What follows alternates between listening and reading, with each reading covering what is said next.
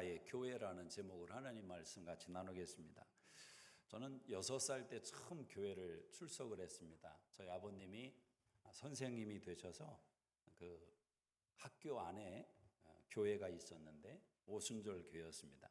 복음교회라고 처음 가족이 교회를 갔습니다. 교실에서 처음에는 예배를 드렸고 교실에서 성탄절 행사도 했고 또 여름 성경학교도 한번 한 경험이 있습니다.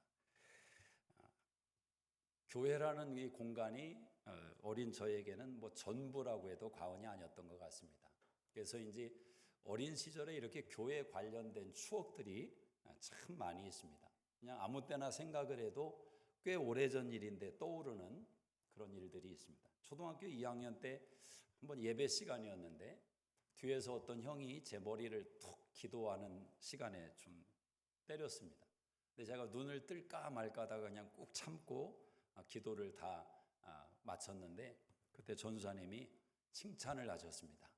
뒤에서 누가 기도 시간에 장난하는 어린이 있는데 우리 장표가 눈을 뜨지 않고 기도를 끝까지 했다고.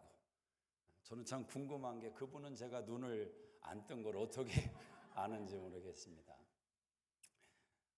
저는 초등학교 5학년 때 그 부흥 강사님이 오셔가지고 손을 들고 믿음은 배짱이다 그러면서 가슴을 치는 그런 액션을 한 분이 계셨습니다. 지금은 뭐 성함도 기억이 안 나지만 너무 재미있게 가슴을 두드리다가 그만 소원을 해버리고 말았습니다. 하나님 나도 저분처럼 목사 되게 해주세요. 그 후부터 하나님께서 그 말을 딱 잡으시고 한 번도 목사가 안 된다는 생각은 안 하고 학창시절을 보냈던 것 같습니다. 뭐 여러 가지 그런 생각의 변화가 나이가 크니까 좀 있었지만 그래도 언젠가는 꼭 목사가 돼야 되는 걸로 알고 자랐습니다. 장로님들과 목사님들이 장표는 커서 목사 되라 이런 얘기를 또 많이 듣고 자랐습니다. 교회에서 자라면서 때로는 교회를 사랑하는 그런 표현들이 어린 나이지만 저희들에게 좀 있었던 것 같습니다.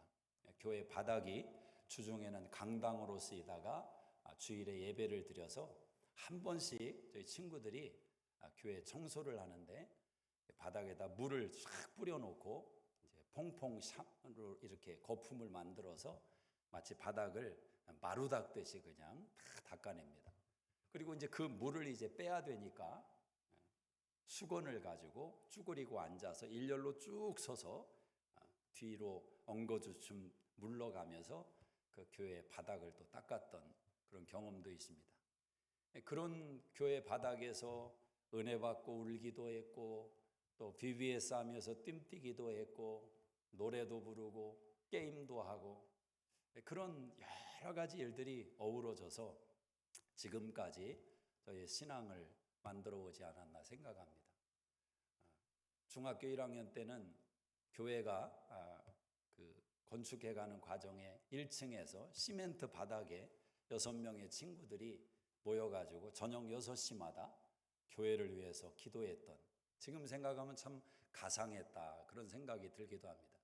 그때 방언이 뭔지도 모르는 저에게 하나님이 방언을 주셔서 처음에는 굉장히 놀라고 이게 뭔가 계속 멈추고 또 기도하면 또 방언이 나오고 그때 제 옆에서 임건묵이라는 친구가 장표야 너 방언하는 것 같아 그 말을 듣고 안심하고 그 방언을 경험했던 굉장히 황홀했던 그런 경험도 있습니다. 교회를 생각하면 저는 따뜻한 고향 같은 그런 이미지가 제 안에 있습니다. 어릴 때 오순절 교단에서 자랐고 장로교 신학을 처음 시작하고 또 침례교회에서 대학원을 공부하고 유학을 와서 공부를 마치고 오순절 교회에서 목회를 하고 있습니다. 군대에서는 또 감리교단에 속한 교회에서 군종을 했습니다. 그래서 저는 4개의 종파를 넘나들며 신앙 생활을 또 사역을 했던 그런 짬뽕 목사 그렇게 생각을 합니다. 여러분에게 교회는 어떤 이미지가 있는지 모르겠습니다. 어린 시절에 교회에서 일어난 상처로 인해서 교회하면 굉장히 불편한 그런 이미지를 가지고 있는 신앙인들이 참 많습니다. 또 그런 나쁜 이미지가 지금의 신앙생활에 안 좋은 영향을 주는 그런 요소도 있는 것을 부정할 수는 없습니다. 교회라는 것은 물론 건물이 아니라 사람입니다. 그러나 건물로서의 교회를 중심으로 우리의 신앙의 기억들이 하나하나 쌓여져 가는 것을 또 부정할 수도 없습니다. 여러분이 아시는 사도 바울은 교회에 미친 사람입니다. 소아시아 7교회, 빌립보 교회, 데살로니가 교회, 고린도 교회, 사도 바울은 다니는 곳곳마다 교회를 세웠습니다. 물론 그 교회가 오늘날 생각하는 것처럼 다수의 사람들이 모이는 교회가 아니라 가정에서 모이는 아주 지극히 작은 소규모의 교회들이었습니다. 근데 그 교회들을 향한 사도 바울의 마음은 얼마나 진하고 진했는지 우리가 읽는 이 바울 서신들은 하나같이 다 그 교회를 향한 바울의 사랑의 편지입니다. 그래서 여러분이 이 에베소서 같은 성경을 읽을 때 이 성경을 깨닫기 위해서는 어떤 주석책이 필요한 게 아니라 마치 연애 편지를 받은 심정으로 여러분이 이 성경을 가지고 침실에 들어가서 연애 편지를 뜯어서 읽는 심정으로 읽으면 성경이 다 해석이 되는 겁니다. 최고의 성경의 해석의 도구는 사랑하는 마음입니다. 왜냐하면 그런 심정 속에서 기록되었기 때문입니다. 오늘 읽은 본문 속에서 우리의 신앙을 규정하는 중요한 내용들이 등장을 합니다. 신앙을 만약에 한 문장으로 규정한다면 오늘 본문처럼 이렇게 표현할 수도 있습니다. 성전인 너희가 성전이 되어가라. 따라하십니다. 성전인 너희가 성전이 되어가라. 굉장히 모순돼 보이는 말이죠. 성전이라고 하면서 성전이 되어가라 요구하고 있으니까 이 말 자체에 모순이 있지만 사실은 그것이 신앙의 핵심이기도 합니다. 교회를 통해서 주님은 우리의 신앙을 만들어 가시는 겁니다. 하나님께서 저와 여러분을 예수 믿은 다음에 천국에 곧장 데려가지 않고 이 세상에 남겨놓으신 이유가 거기에 있는 것입니다. 우리를 성전 되어가도록 만들기 위해서 우리를 남겨놓았다라는 것입니다. 자, 그러면 성전이 되어간다는 것이 교회 가운데 어떤 의미가 있는지를 우리가 한번 생각할 때 우리의 인생의 의미도 그 속에 담아낼 수 있다라는 것입니다. 첫째는 교회는 하나님의 부르심을 받은 백성들이 교회입니다. 하나님의 부름을 받은 백성이 교회다. 19절을 한번 읽어보겠습니다. 19절 시작. 그러므로 이제부터 너희는 외인도 아니요 나그네도 아니요 오직 성도들과 동일한 시민이요 하나님의 권속이라. 자, 거기 하나님의 권속이라는 말이 나옵니다. 하나님의 권속이라, 하나님의 백성이라. 에클레시아라는 교회의 의미는 그리스어로 에클레시아는 불러냄을 받은 자다, 이런 의미가 있습니다. 불러냄을 받은 자다. 그럼 어디에서 불러냈느냐? 장소가 있을 것 아닙니까? 어떤 상태가 있을 것 아닙니까? 그것을 사도 바울은 2장 1절에서 이렇게 표현합니다. 2장 1절을 한번 읽어보겠습니다. 시작. 그는 허물과 죄로 죽었던 너희를 살리셨도다. 그때 너희는 그 가운데서 행하여 이 세상 풍조를 따르고 공중의 권세 잡은 자를 따랐으니 곧 지금 불순종의 아들들 가운데서 역사하는 영이라. 전에는 우리도 다 그 가운데서 우리 육체의 욕심을 따라 지내며 육체와 마음에 원하는 것을 하여 다른 이들과 같이 본질상 진노의 자녀였더니. 참, 설교 중에 또 언급을 안 할 수가 없네요. 사람이 이렇게 연약한 겁니다. 귀에 이 마이크를 꽂지도 않고 여기에 두고서는 왜 이렇게 소리가 나는가, 방송에 어떤 문제가 있는가 혼자 생각을 했는데 보니까 이걸 안 꽂고서는 소리가 난다고 생각을 했어요. 죄송합니다. 다 이렇게 연약한 것입니다. 이러기에는 나이가 아직 젊은데 때로는 설교 원고를 또 제 방에 놓고 성경책만 들고 와서 갑자기 또 원고가 생각나서 찬양하다가 가서 원고를 가져올 때도 있었습니다. 다 옆 사람하고 인사합시다. 우리 다 연약한 사람입니다.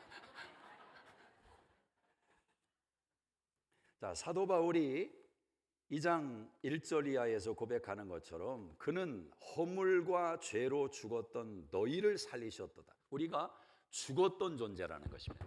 죽었던 존재다. 그리고 불순종의 아들들 가운데 살았던 존재다. 3절에는 그 가운데서 육체의 욕심을 따라 지냈다. 육체와 마음에 원하는 것을 내 본질상 진노의 자녀였다. 또 어디 하나 건질 만한 내용이 없었다는 것입니다. 악함에 쩔어 있었고 마음과 생각 속에서 본능이 추구하는 대로 살았습니다. 여러분, 사람의 마음에서 본능 속에서 나오는 게 마태복음 15장에 보면 선한 게 하나도 없습니다. 선한 게 하나도 없어요. 사람들이 성선설을 주장하는 사람이 많은데, 그래서 잘 교육을 하면 사람이 좋아질 수 있고 선해질 수 있다. 그러나 성경은 하나님께서 만드신 것은 그렇지만 죄로 인해 타락한 인간은 오염 중에 시작하는 임생으로 묘사가 됩니다. 그래서 우리의 마음처럼 부패하고 악을 쏟아내는 내용이 없다라는 거죠. 그게 바로 우리를 불러내신 자리다라는 것입니다. 거기서 불러냈다. 우리가 구원을 말할 때 성경에 애굽의 가나안의 광야의 이 세 가지의 내용을 가지고 우리 구원을 성경은 설명을 합니다. 근데 애굽에서 건져냈다는 것은 완벽하게 하나님의 주도적인 사역이었음을 강조하는 것입니다. 10가지 재앙을 통해서 바로가 두 손 두 발을 다 들 수밖에 없도록 만들었습니다. 홍해를 하나님께서 가르시고 홍해에 길을 내신 분이 하나님이시다라는, 이스라엘 백성들이 그릇으로 그 물을 퍼낸들 그 바닥에 길을 만들 수 있겠습니까? 하나님의 전적인 은혜로 이스라엘 백성들을 불러내셨다라는 겁니다. 그래서 하나님이 이스라엘 백성들을 불러내시고 아브라함을 통해서 하나님의 나라를 시작을 하십니다. 하나님께서 바로 왕에게 했던 유명한 말이 있습니다. Let my people go. 내 백성을 가게 하라. 하나님이 애굽에 살고 있지만 그들을 내 백성이라고 말씀을 하죠. 그래서 하나님이 주권적인 은혜로 그들을 불러내셔서 하나님의 나라를 완성해 가십니다. 자, 원래는 아브라함 한 사람으로부터 시작되었던 하나님의 백성의 이야기입니다. 근데 그게 수백만의 무리로 확장이 되었습니다. 근데 여러분 아시는 대로 인간은 또 하나님을 등지고 반역을 합니다. 그때 하나님께서 선지자들을 보내서 그들의 마음을 돌이키려고 노력을 하죠. 히브리서 1장 1절 말씀에 보면 하나님이 선지자들을 보내서 그들을 돌이키려 했는데 그들이 듣지 않자 아들로서 말씀하셨다. 십자가를 이야기를 합니다.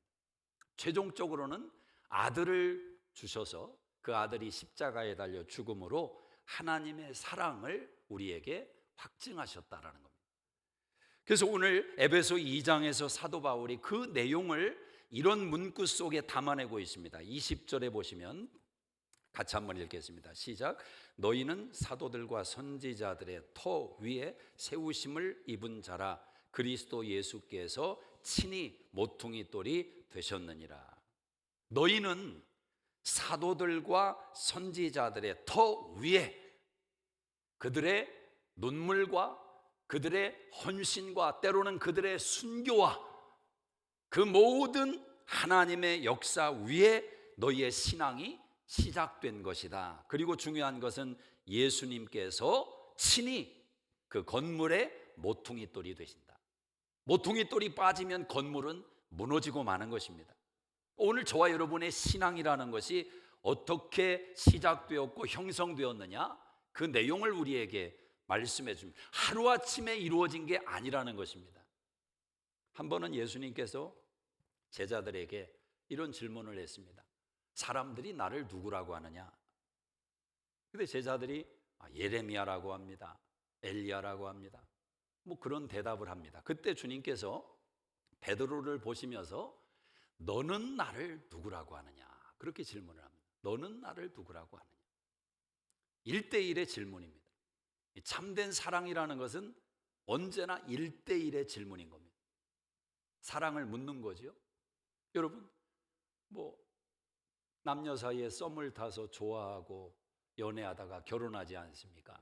근데 결혼까지 가는 과정에서 꼭 묻는 질문이 있을 겁니다.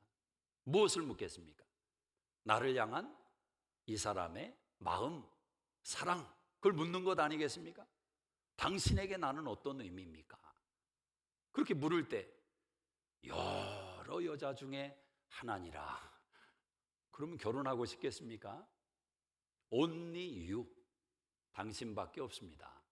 이 고백이 사랑을 완성하는 것 아닙니까? 그러니까 신앙이라는 것은 결국 하나님이 우리에게 이 사랑의 질문을 던지시고 그 사랑의 답을 듣기를 원하시는 겁니다.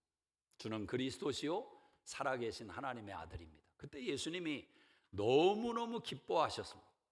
이를 알게 한 것은 혈육이 아니다. 하나님께서 너에게 알려주신 것이다.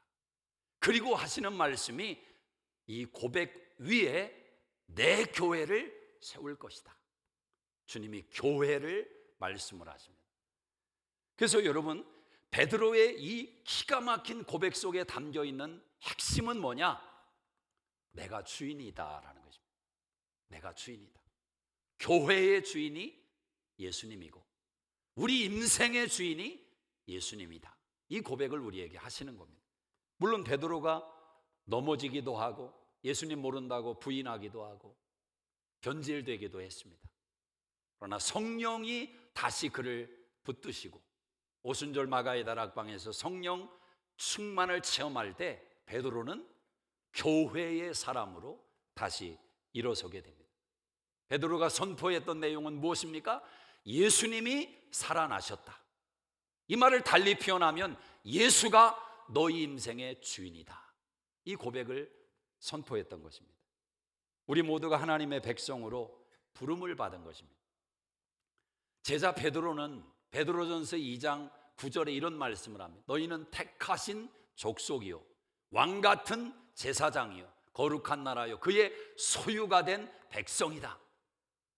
10절 말씀에 너희가 전에는 백성이 아니더니 이제는 백성이 되었다. 베드로는 아들의 이야기를 하지 않습니다. 자녀 이야기를 하지 않고 백성이라는 이야기를 합니다. 하나님의 백성이 되었다. 이 말은 하나님이 우리 인생의 주인이시다 이 말입니다. 이사야도 고백을 합니다. 너는 내 것이라. 너는 내 것이라. 이 말은 우리가 신앙생활을 하면서 가장 중요하게 여겨야 될 것이 무엇인지를 가르쳐 주는 겁니다. 제일 중요한 것은 여러분의 열심이 아니라 여러분 안에 있는 정체성입니다. 정체성. 내가 누구인가? 이걸 모르면 반드시 그 사람의 항해는 스탑되는 순간이 온단 말입니다. 정체성이 중요합니다. 내가 누구인지. 자, 가정에서도 그렇습니다.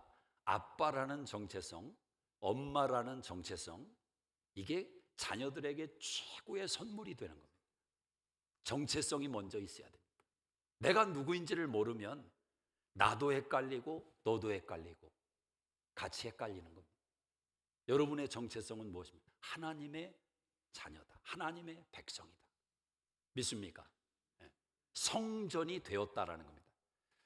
자, 그런데 그런 우리에게 두 번째로 교회의 또 다른 면을 가르쳐 줍니다. 그것은 교회는 예수 안에서 성전이 되어가는 것이다. 성전이 되어가는 것이다. 자, 21절을 한번 읽어보겠습니다. 21절 시작. 그의 안에서 건물마다 서로 연결하여 주 안에서 성전이 되어 가고. 여기서 그의 안에서라는 것은 예수님을 말씀하죠. 주 안에서 같은 말입니다. 건물마다, 이 건물이 여러분을 말하는 거예요. 교회를 말하는 것입니다. 우리 개개인이 하나님 앞에서 성전이요 교회다라는 것입니다. 그 건물마다 서로 연결하여 주 안에서 뭐가 되고 성전이 되어가고, 성전이 되었는데 성전이 되어간다라는 거예요. 이것을 달리 표현하면 우리는 이미 신분이 하나님의 자녀로 바뀐 사람들입니다. 바뀐 사람들이에요. 여러분, 모든 짐승은 자기를 낳은 부모의 자녀로 지칭을 받습니다. 가만히 한번 생각해 보세요. 사슴이 새끼를 낳았다. 사슴 새끼. 소가 새끼를 낳았다. 소 새끼. 그죠? 토끼가 새끼를 낳았다. 토끼 새끼. 개가 새끼를 낳았다. 부모를 따라서 자기 존재에 설명이 돼요. 근데 사람은 그렇게 표현을 하지 않습니다. 사람이 자녀를 낳습니다. 사람 그렇게는 말하지 않습니다. 여러분, 한 사람 한 사람은 하나님이 그리스도 예수 안에서 낳으셨기 때문에 하나님의 자녀로 표현되고 지칭되는 것입니다. 그래서 우리의 신분은 바뀌었지만, 하나님의 자녀가 되었지만, 그 신분에 걸맞는 수준이 되기까지는 시간이 필요하다는 거예요. 종종 여러분이 사회생활하면서 많은 사람들을 만나실 텐데, 그 만나는 사람들 가운데에서 그런 생각 드실 때가 있을 겁니다. 아, 이 사람 참 수준이 있구나. 수준이 있구나. 그 수준이라는 것은 여러 각도에서 표현할 수 있습니다. 삶의 수준도 있고, 배움의 수준도 있고, 인격의 수준도 있고, 매너의 수준도 있고, 그렇죠? 이 수준이라는 것, 특별히 인격과 결부되는 수준은 그렇게 하루아침에 완성되지를 않습니다. 굉장히 많은 시간과 노력과 훈련이 필요합니다. 아주 오래전에 전도사 때 어떤 목사님이 운전하는 봉고차를 한번 탄 적이 있어요. 거기에 학생들도 좀 이렇게 타고 있었는데, 운전을 하고 가다가 갑자기 어떤 차가 탁 끼어들면서 빵 소리를 눌렀어요. 근데 이 목사님, 운전하시는 목사님이 순간 속된 말로 뚜껑이 열렸습니다. 그 차를 막 쫓아가는 거예요.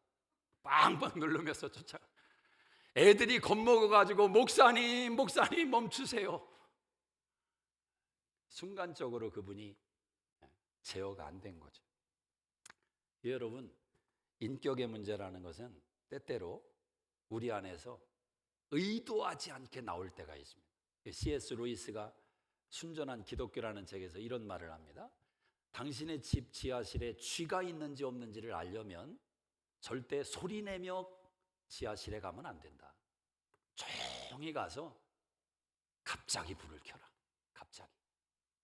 그때 숨지 못한 쥐가 드러난다라는 거예요. 우리 안에 그런 연약함들이 얼마나 많이 있겠느냐 말입니다. 평소에는 다 잠잠하게 가려져 있습니다. 속에 침삭돼 있습니다. 어떤 계기로 트리거가 생기면 이게 쏟아져 나오는 거예요. 쏟아져 나오는 거예요. 그래서 한 번의 혈기로 인생이 망가지는 사람들 많습니다. 한 번의 혈기로 가정을 무너뜨리는 사람 많습니다. 성전이 되어간다. 수준을 높이는 것을 간과하면 안 된다라는 것입니다. 교회를 섬기다 보면, 교회에서 자라난 인생의 여정을 돌아보면 교회에는 다양한 사람들이 있을 겁니다.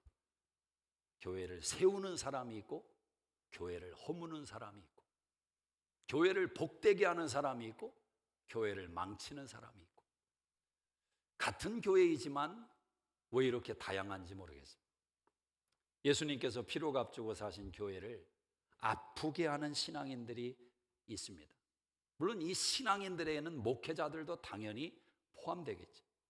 미국에 한인교회가 참 많습니다. 저희 교단에도 많지는 않지만 각 지역에 교회들이 있어요. 성숙하지 못한 신앙인으로 인해서 몸살을 앓는 교회.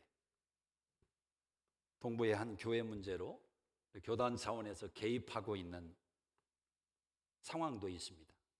어떤 장로님 한 분이, 한 가정이 다 내보내고 마지막 교회를 사수하며 사람들은 교회를 지키는 줄 알았는데 그 교회를 팔려고 하는 시도를 벌입니다. 총회가 개입을 해서 그 일을 진행을 하고 있습니다.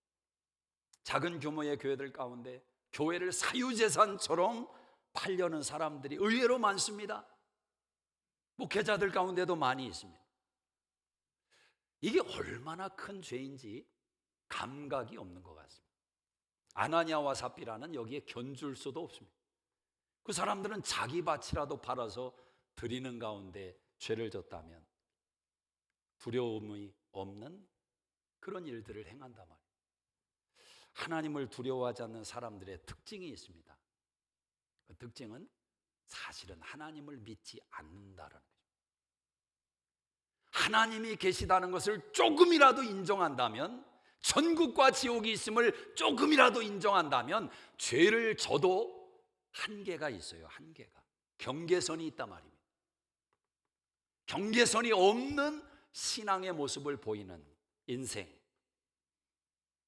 그런 사람들이 얼마나 많은 교회를 떠돌아다니며 교회를 무너뜨리고 교회를 허무는 일에 주역이 되는지 모릅니다. 반면에 눈물 나도록 아름다운 신앙인들도 많습니다. 교회를 사랑하고 교회를 세우고 내 가정보다 교회가 먼저인 그와 같은 신앙으로 자기의 평생을 드리는, 자녀들이 부모에게 조금은 원망 섞인 말로 엄마 아빠는 우리보다 교회가 먼저야, 그럴 때는 속상해서 교회밖에 모르는 것 같고, 그렇게 원망했던 자녀들이 나중에 장성하고 나서는 그 부모를 가장 존경하고 그 신앙을 이어받아서 하나님께 복된 생애를 살아가는 사람들의 간증이 또 얼마나 많습니까? 교회는 성전이 되어가는 것입니다. 하나님의 자녀들 개개인이 성전이라고 말씀합니다. 고린도전서 3장 16절에 하나님의 성령이 거하시는 전이다. 여러분, 성전의 목적이 뭡니까? 많은 내용이 있지만 핵심적인 것은 하나님의 임재가 있는 곳이 성전입니다. 하나님의 임재가 있어요. 그래서 그 임재가 있는 곳에서 하나님의 자녀들이 거룩함을 발견하는 것입니다. 거룩함. 결국 예수를 닮아간다는 것은, 성전이 되어가져 간다는 것은 거룩해져 가는 거예요. 여러분, 거룩이라는 단어가 고리타분한 단어가 아닙니다. 거룩이라는 단어가 고대 사회 옛날의 단어가 아니에요. 모든 신앙인들의 최고의 단어 중에 하나가 거룩입니다.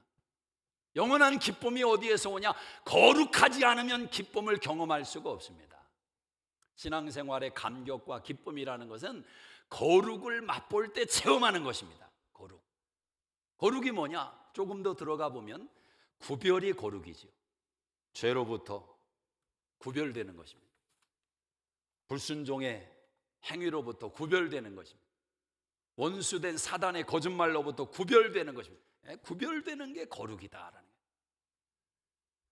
여러분, 누군가를 만나서 1시간만 대화를 나누면 그 사람의 영적인 수준을 느끼기를 시작을 합니다. 돌발적인 상황에 그 영적인 수준은 나올 수밖에 없다는 거죠. 예수 믿고 하나님의 자녀들이 그 은혜 속에서 영생의 소망을 가지고 이 세상을 살아간다면, 그래도 뭔가 예수를 믿지 않는 자들의 인생과 구별되는 내용들이 나타나기를 시작해야 되는 것 아니겠습니까? 물론 윤리 도덕의 관점에서 신앙을 증명하는 것은 참 어려운 내용입니다. 그리고 위험할 수도 있습니다. 왜냐하면 눈에 보이는 신앙의, 눈에 보이는 윤리 도덕의 문제라는 것은 예수를 믿는 신앙과 별개로도 얼마든지 빛을 발할 수 있고 드러날 수 있기 때문에 그렇습니다. 그래서 전제가 뭐냐면, 먼저 성전된 정체성이 고백되는 것이 중요하다. 이걸 잊지 마셔야 됩니다. 내가 지금 부족하고 연약해도 나의 정체성이 하나님의 백성이라는 관점이 먼저 중요하다는 것입니다.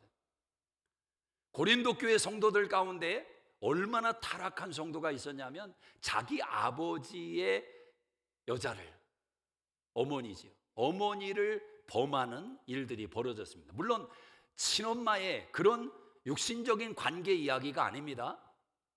아마 그 지역에 가서 보니까 더 이해가 선명해지더라고요. 그 우상을 섬기는 신전을 모시는 그 산 정상의 장소에 창기들이 있었단 말입니다. 그 창기들과 육적인 관계를 맺으면 영적인 사람이 된다는 신앙관을 갖는 거죠. 세상적인 가치관이 그렇게 스며들어온 것입니다. 그런데 그 여인들이 걸어서 한번 제가 생각해 볼 때 한 1시간, 2시간 걸리지 않을까 싶어요.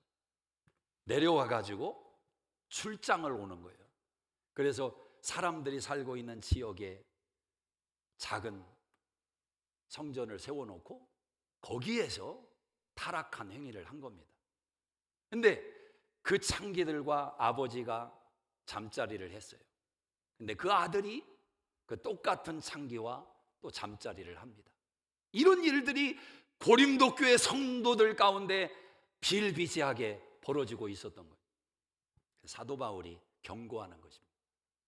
그런 자를 왜 가만두느냐. 근데 이런 말을 합니다. 사도 바울이 그의 육신은 멸하고 그의 영은 그리스도 예수의 날에 구원하고자 함이라. 하나님의 심판으로 육신을 제하는 소망과 기도를 사도 바울이 언급을 합니다. 근데 중요한 것은 그런 일을 행하는 자인데도 그의 영을 하나님의 날에 구원하시는 하나님의 백성의 관점에서 언급을 하고 있다는 거예요. 이게 충격이죠. 우리 같으면 그런 사람이 무슨 하나님의 자녀입니까? 그러겠지만 성경 속에는 그런 인물도 등장을 한다는 거예요. 여러분, 다윗이 그런 인물 아닙니까? 그렇게 넘어지고 입에 담을 수 없는 죄를 졌지만 다윗의 신앙의 정체성은 바뀌지 않는 것입니다. 그래서 성전이 되었다는 것이 그렇게 중요한 것입니다. 그러나 거기서 머물면 안 되고 성전이 되어가야 된다는 것입니다. 성전이 되어가야 된다. 내가 예수를 만난 이 하나님과의 교제와 이 만남의 사건이 내 인생 가운데 어떤 변화를 가져오고 있느냐, 예수 안 믿는 옆집의 가정과 우리 가정과 비교할 때 어떤 차이점을 나는 드러낼 수 있겠느냐, 성전이 되어져 가는 요소가 도대체 뭐냐라는 거죠. 우리가 구별을 거룩으로 생각할 때 세상과 단절하고 세상으로부터 벗어나고 이런 관점에서만 구별을 생각하면 또 안 됩니다. 구별은 적극적인 면에서는 세상 속에 들어가는 구별이 있어야 됩니다. 예수님께서 그렇게 말씀합니다. 너희는 세상의 소금이고 빛이다. 이 말은 저 산꼭대기에 올라가서 너희의 신앙의 정체성을 드러내는 것이 내 뜻이 아니라 너희는 세상 속으로 들어가야 된다. 거기서 너의 신앙의 정체성을 드러내는 구별이 필요하다. 이야기를 하십니다. 이 후자가 훨씬 더 어려운 겁니다. 훨씬 더 어려워. 전자의 내용보다 후자의 내용이 너무너무 어렵다라는 거예요. 여러분 주변의 사람들에게 그런 고백을 좀 들으십니까? 아유, 집사님 참 많이 변한 것 같아. 내가 알았던 집사님이 아닌 것 같아. 뭐 이런 고백 들어보셨습니까? 참 중요한 겁니다. 중요한 거예요. 네. 중요한 거예요. 저도 목사로서 이제 그런 고백을 들어야 되겠죠. 아, 목사님 몇 년 전보다 말씀이 더 깊어지셨어요. 뭐 이런 얘기를 들어야지.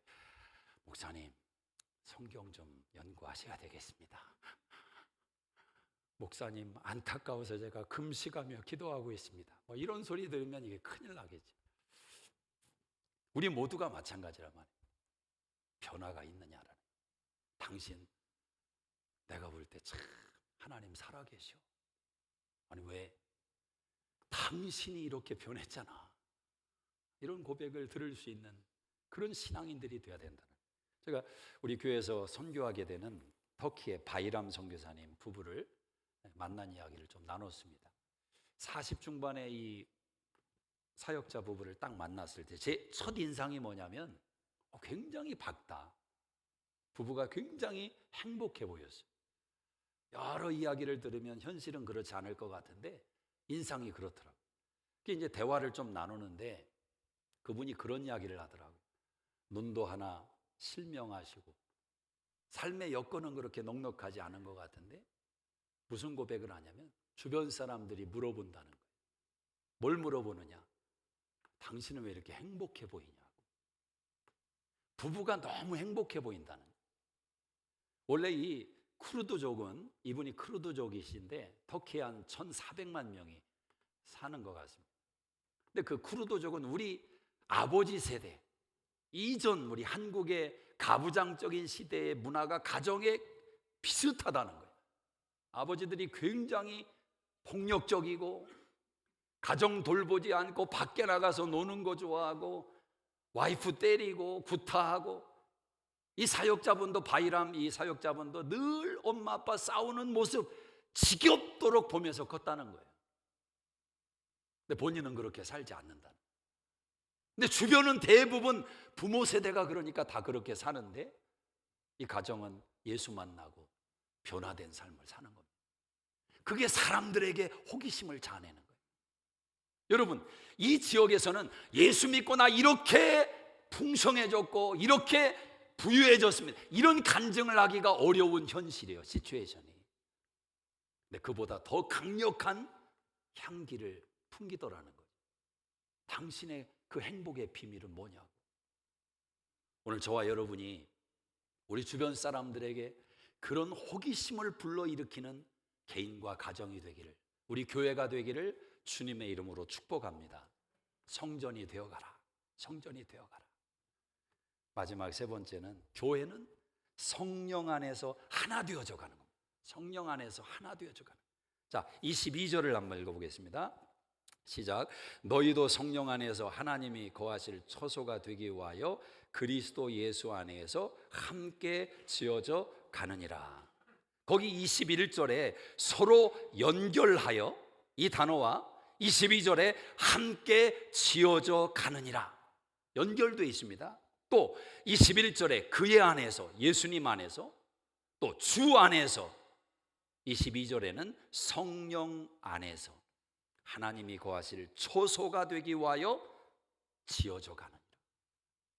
우리가 하나님의 성령이 거하시는 성전으로 우리가 지어져 가고 있다. 성령이 우리를 만들어 가고 있고 성령이 우리를 하나로 묶어내고 있다는 것입니다.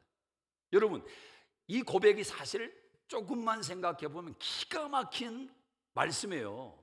왜냐하면 우리는 간혹 어떤 식당에 갔다가 유명인이 와서 사인을 해놓은 것을 바라봅니다. 그러면서 우리 무슨 생각합니까? 아, 이 집이 유명한가 보다.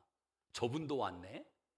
그래서 이게 한 사람의 생각으로 끝나는 게 아니라 소문난다니까요. 그래서 아니 그 식당에 누가 왔었대. 그 소문이 나면 사람들이 멀리서도 찾아온단 말이에요. 유성에 욕쟁이 할머니 국밥집이 있거든요. 근데 옛날에 박정희 대통령이 60년 된지 70년 된지 한 번 지나가다가 거기를 들렸대요. 그게 소문이 나가지고 사람들이 와가지고 욕들러 온다니까요. 욕쟁이 국밥집이 여기 맞습니까? 저한테 욕 좀 해주세요. 욕 좀. 이게 참 가만히 생각해 보면 우리가 하는 일들이 얼마나 참, 여러분, 한 사람이 와서 밥 먹고 간 그 자리가 그렇게도 소문이 나고 그렇게도 유명해진다면 오늘 우리 안에는 하나님의 성령께서 떠나지 않고 우리 안에 함께 내주하신다고 말씀합니다. 놀라보셨습니까? 내 안에 성령님이 거하십니다. 놀라보셨느냐는 거죠. 소리 지르니까 조금 지금 귀가 쩌렁쩌렁했죠. 가만히 생각해 보면 이게 기가 막힌 말이에요. 뭐 호불호가 갈릴 수 있지만 우리 바이든 대통령님이, 윤석열 대통령님이 달라스를 어떻게 왔다가 여러분 집에 하룻밤을 묵고 간다고 서신을 받았어요.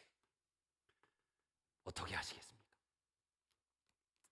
어제 그 모습 그대로 맞이하시겠습니까? 난리 날 거려. 난리 날 겁니다. 한 번 묵고 간다는 이유 때문에. 우리가 한번 우리의 신앙을 정직하게 대면을 해봐야 됩니다. 내 안에 계신 성령님께서, 내 안에 함께 하시는 성령님께서 머무시는 이 장소, 나는 어떻게 대하고 있는가? 그런 한 사람 한 사람을 묶어서 성령은 하나 되게 하신다. 여러분, 최고의 능력은 하나됨입니다. 하나됨. 삼겹줄은 끊어지지 않습니다. 가장 부러워야 될 사람이 누구냐면 가족이 딱 하나로 반딩돼서 하나 된 모습을 보이는 가정. 그게 최고로 부러운 가정이에요. 부부가 하나 되면 못 이룰 일이 없습니다. 하나님의 원리가 그렇단 말입니다. 하나 되는 게 그렇게 중요해요. 교회에 말할 필요가 어디 있겠습니까? 교회의 가장 중요한 가치는 하나 되는 거예요. 하나 되는 거예요. 교회가 적으냐 크냐, 이건 2차적인 이야기입니다. 하나님의 나라 관점에서는 2차적인 이야기예요. 하나됨이 중요합니다. 하나됨. 진리 안에 있어야 되죠. 여러분, 신천지의 숫자가 10만 명이라고 해서 거기에 생명이 있다고 보면 큰일 나는 것 아닙니까? 신천지 교회라고 해서 교회가 아니지 않습니까? 예수 안에서 이게 넘버원이고, 두 번째는 하나 돼야 돼요. 가정도 돈이 얼마나 많이 쌓여 있느냐 소용없어요. 자녀들이 어떻게 출세했느냐 소용없어요. 하나 됐느냐 이게 가장 중요한 거예요. 그래서 성령이 하나 되게 하신 것을 이미 성령은 하나 되게 하셨는데, 우리의 책임이 뭐냐, 우리의 과제가 뭐냐, 하나됨을 지켜나가는 싸움이 필요하다는 거예요. 가만히 있어서 되는 게 아니라는 겁니다. 호수 위에 백조가 우아하게 떠 있지만 발은 정신없이 구르고 있는 것처럼 우리 가정을 하나 만들기 위해서, 교회를 하나 만들기 위해서 많은 사람들의 눈물 어린 노력이 필요하다는 거예요. 헌신이 필요하다. 그 하나됨이 그렇게 중요하다. 저는 교회를 이야기할 때 두 가지 교류의 이미지 부류가 있죠. 내주교회와 뭡니까? 공짜로 교회. 공짜로 교회의 특징은 뭡니까? 자루 속에 있으니까 하나인 것처럼 보이기는 보이는데 안을 들어가 보면 다 각자 노는 거예요. 각자. 자기 생각, 자기 주장, 자기 신앙, 하나됨이 없어요. 그리고 이 콩이 얼마나 단단합니까? 웬만해서 이건 깨지지도 않아요. 콩이 조그만해 가지고 다 하나인 것처럼 보였는데 어느 순간 자루가 터지니까 다 흩어지는 거예요. 다 흩어지는 거예요. 그런 가정이 얼마나 많습니까? 그런 가정이 사람들 보기에는 정말 좋아 보였는데 들어가 보니까 다 각자예요. 다 각자. 그런데 그런 공짜로 교회가 하나의 콩이 절구통에 들어가서 으깨어지고 부서지고 깨어져서 이제 자기의 존재를 바꾸면 그때 어떻게 됩니까? 반딩이 되죠.